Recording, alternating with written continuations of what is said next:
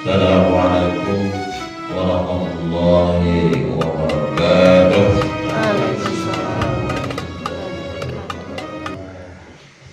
Alhamdulillah, alhamdulillahilladzi ahyana ba'da ma amatana wa ilaihin nusur. Asyhadu an la ilaha illallah wahdahu la syarika lah.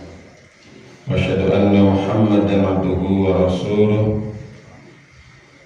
Rabbi shrah li sadri wa yassir li amri wahlul 'uqdatam min lisani yafqahu qawli. Qala Allah ta'ala fil Qur'anil Karim, a'udzu billahi minasy syaithanir rajim. Wa may yattaqillaha yaj'al lahu makhraja.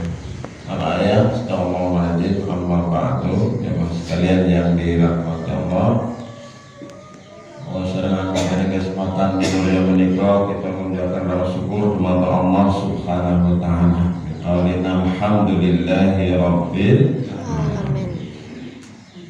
Ini waktu menikah kula panjenengan sami tasih dipun tangiaken. Alhamdulillah dibangunkan dari kematian sesaat, dibangunkan dari tidur kita. Alhamdulillahilladzi akhyana ba'dama amatana wa ilaihin nusur. Banyak juga yang tidur tidak bangun lagi, ya bablas ya, bablas tekan aring malam kubur. Nah, di kula jenengan sampai tamik namanya. Nah, ketika mau tidur kita berdoa bismika Allahumma ahya wa bismika. Dengan menyebut namamu ya Allah aku hidup, dan dengan menyebut namamu ya Allah aku mati. Teman sekalian yang dirahmati Allah, pada kesempatan ini saya sedikit akan menyampaikan tentang tujuan daripada puasa, kenapa kita berpuasa. Diantaranya sudah sering dijelaskan oleh para ustadz, para kiai, para mubalik.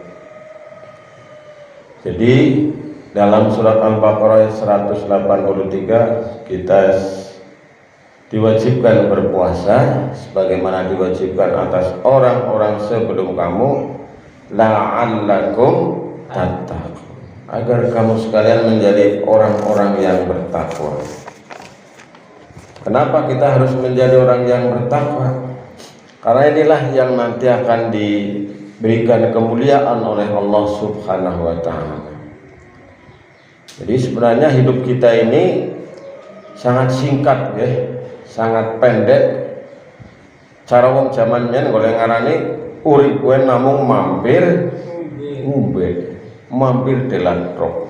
Mengko bakale bali maneh maring asane ya kuwi inna lillahi wa inna ilaihi raji'un. Kita saking Allah lan bakal wangsul dumateng Allah. Jadi nang alam dunia dia golek apa kula jenengan sami. Mencari kehebatan, ya sehebat-hebatnya orang juga akan kembali kepada Allah. Ya. Tidak mesti orang yang dipanggil oleh Allah itu yang tua dulu, kan nggak mesti. Atau yang sudah sakit-sakitan dulu juga. Kemarin saya sebelum Ramadan takziah itu, jadi kepernan Pak Yo itu, yang sakit-sakitan sing lanang niku, pun boten weruh, saya nggih peninggalan pun boten niku mun tekasa niku. Malah sing ninggal visit ibune, atau Mbak Yuna niku nggih. Makanya ini diantaranya. Jadi karena kita akan kembali kepada Allah, kita harus memiliki bekal, yaitu hendaknya berusaha kita ini menjadi orang-orang yang bertakwa kepada Allah Subhanahu wa ta'ala. Inna akramakum indallahi atqakum. Sesungguhnya orang yang paling mulia di antara kamu sekalian adalah orang-orang yang paling bertakwa di antara kamu. Jadi yang paling mulia di hadapan Allah itu bukan orang-orang yang paling tinggi derajatnya, paling biasa saja. Kula jangan sampai kali presiden, kali gubernur, kali bupati sami mawon di hadapan Allah. Ya nang ngarepe kadepan menungsa kadang-kadang kula jenengan sami mandan dibedak-bedakna nggih. Nah, tapi di hadapan Allah sama. Tidak ada perbedaan. Karena Allah memang menciptakan manusia dari jenis laki-laki dan perempuan berbangsa-bangsa dan bersuku-suku supaya saling kenal mengenal. Ya, sesungguhnya orang yang paling mulia di antara kamu adalah orang yang paling bertakwa di antara kamu. Ini diantaranya jemaah sekalian. Maka kita jangan silau ya, tidak usah minder, tidak usah kita ini putus harapan dan sebagainya. Bukan yang atribut-atribut duniawi itu yang diangkat derajatnya Allah. Lalu bagaimana, kenapa kita harus menjadi orang yang bertakwa? Kata Allah dalam surat At-Tolaq, minimal kita ini ada 4 hal yang minimal secara langsung dapat kita rasakan. Yang pertama adalah wa may yattaqillaha yaj'al lahu makhraja. Barang siapa bertakwa kepada Allah maka akan diberikan jalan keluar. Jalan keluar. Jadi ibaratnya manusia itu hidup dalam kegelapan. Nah, takwa itu adalah merupakan cahaya yang akan mengeluarkan kita dari kegelapan itu. Jadi orang yang bertakwa itu oleh Allah akan dimudahkan segala macam dari persoalan-persoalan, jalan keluarnya akan dimudahkan. Ini janji Allah. Janji Allah untuk Al-Quran ada yang namanya wa'ad dan wa'id. Nek wa'ad niku janji sing nyenengaken. Janji iming-iming lah caranya. Nah, wonten malih niku wa'ad, wa'id nggih. Napa niku wa'id? Janji Allah sing nek niki kan iming-iming. Nah, nek niku amang-amang. Sapa wong sing ora beriman, sapa yang kafir arep dilebokna maring neraka dan sebagainya. Nah niku ancaman. Nah ini janji Allah. Sapa wonge sing takwa maring Gusti Allah akan diberikan jalan keluar. Jadi kita akan dikeluarkan dari segala macam persoalan jika kita bertakwa kepada Allah Subhanahu wa taala. Kemudian yang kedua, wonten ing surat At-Tolaq ayat 3 disebutkan wa yarzuqhu min haitsu la yahtasib. Akan diberikan rizki yang tidak disangka-sangka datangnya dari mana. Jadi orang yang bertakwa itu akan dicukupkan rizkinya oleh Allah Subhanahu wa taala.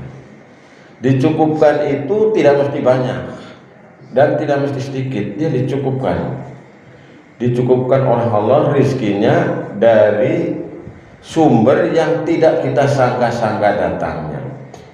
Maka tadi malam saya menyampaikan supaya kita ini senang gemar berdoa kepada Allah. Karena hakikatnya kita tidak bisa apa-apa kecuali atas izin Allah Subhanahu wa taala. Jadi kita terus berusaha dan terus berdoa kepada Allah Subhanahu wa taala. Kalau kita merasa dalam hidup ini sesak, hidup ini adalah sumpet dan sebagainya, berarti kita perlu mendekat kepada Allah. Jadi jangan sampai kita ini dalam hidup ini tidak ada jalan keluar. Semuanya pasti ada jalan keluar. Maka kita hendaknya bertakwa kepada Allah Subhanahu wa taala. Kemudian yang ketiga, wa may yattaqillaha yaj'al lahu min amrihi yusra. Barang siapa yang bertakwa kepada Allah maka akan dimudahkan segala urusannya, enteng ya. Nah, jadi segala sesuatu itu dibuat menjadi enteng. Kita berusaha supaya meraih takwa agar Allah Subhanahu wa taala memberikan kemudahan dalam segala urusan kita. Karena hidup ini ya memang merupakan kumpulan masalah. Ya. Kulo jenengan sami kawit durung lahir kan wis dadi masalah. Nggih. Saya wong ngrepoti biyunge ibune nggih. Nggih. Wis lahir jare-jare kok wis lahir rampung nggih. Oh, malah dadi tambah repot ya, Go. Arep nangis, arep njaluk maem nangis. Masalah. Nangis, lara nangis. Nah, niku bayi niku kaya masalah. Kok mandan gede sithik maning apa enteng masalah? Oh, tambah apa nih tambah rewel malah nggih penjalukane pirang-pirang. Nah, ujarnya orang tambah gede mana jadi masalah mana? Ya, memang itulah hidup. Kok makin gede mana kan jaluk bojo. Nah, masalah mana? Bar bojo perampung. Nah, masalah mana nih? Esianan jaluk apa mana? Jaluk kain nawa, jaluk apa? Masalah mana? Jadi memang masalah terus di sini. Nah, masalah bagi orang yang bertakwa itu adalah merupakan seni, merupakan sesuatu yang indah. Jadi indah sekali. Ya sing jenenge urip ya kayak nang Quran disebutkan inna ma'al usri yusra. Sesungguhnya sesudah kesulitan pasti ada kemudahan. Ya, kata zaman dulu itu pepatahnya Mas Teguh, berakit-rakit ke hulu, berenang-renang kemudian, bersakit-sakit dahulu, bersenang-senang kemudian. Jadi memang ya urip aja gue ya rekasa sedela kok seneng kok bar seneng rekasa maning kok gak gitu. Makanya inilah hidup. Allah akan memberikan kemudahan semuanya. Jadi enteng kabeh Gusti Allah ndadekna kula jenengan sami ing dalam segala urusan.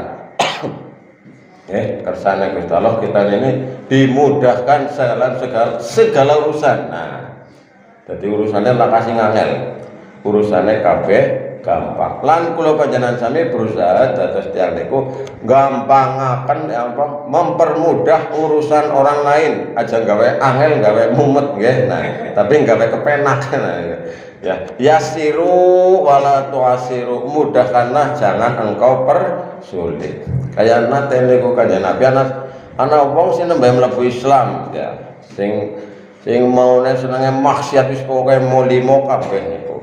Nah, wis bahasa mlebu Islam niki kula kedakep pripun kanjeng Nabi kula napa. Syaratnya siji tok, apa orang Lombok. Gampang nek kowe mah ya wis. Wis bahasa Bali. Nang tengah dalan guru wong wadon ayu, nah biasanya kan didemek niku nggih. Kemutan nggih. Engko aku nek ditakoni kanjeng Nabi aku njawab kepriwe? Kowe mau anu glawikan apa ora karo wong wadon? Nah niku. Ora sidalah, kaya aku ditakoni mesti aku ngelombo. Melaku maning mangana-maning suatu saat weruh pirang-pirang krat niku sing biasanya tolik botol cilik merek nang mendelik niku nggih. Minum ora ya niku nggih. Minum aduh aku pengen banget, aku biasanya sedina ping 30 ro. Misalnya ana mikir-mikir maning engko aku nek ditakoni Kanjeng Nabi piye ya? Mabok apa ora? Angger jawab mabok, aku wis mlebu Islam. Angger aku jawab ora berarti aku gorong lembok ora sidalah. Jebule syaratnya anu kowe ketone gampang masa mlaku menten angel ya. Niku. Jadi kita ini mempermudah urusan, jangan mempersulit. Nah, kemudian yang berikutnya, orang yang bertakwa itu akan dihapus kesalahannya dan dilipat gandakan pahalanya. Wa may yattaqillaha yukaffir anhu sayyi'atihi wa yu'tim lahu ajra. Barang siapa bertakwa kepada Allah maka akan dihapus kesalahannya dan Allah melipat gandakan pahalanya. Jadi pokoknya orang yang bertakwa itu sing uripe kepenak nggih. Nah kula jenengan kan kepengin kaya niku. Ming proses butuh proses. Ing antaranya ya kowe lewat puasa niku nggih. Jadi orang yang berpuasa itu adalah orang yang hebat, wis pokoknya top markotop lah wong sing puasa. Kesabaran sing paling tinggi ya kowe puasa, wong gelem puasa.